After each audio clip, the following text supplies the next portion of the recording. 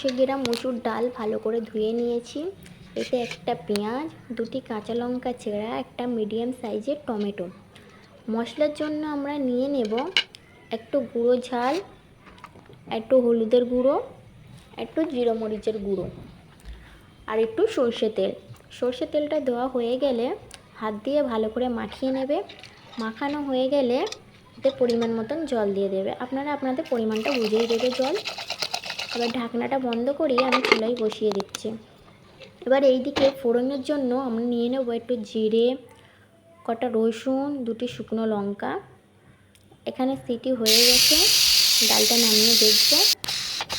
ডাল হয়ে গেছে, 2টি সিটি দিলে ডাল হয়ে যাবে। পরিমাণ মতন লবণ দিয়ে পানি দিয়ে পরিমাণ মতন ফুটিয়ে নেব।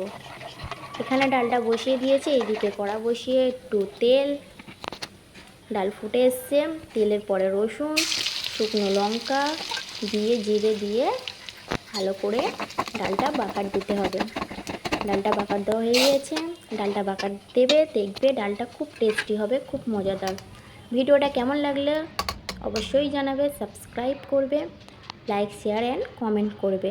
ওকে গাইস, নেক্সট দেখা হবে পরে।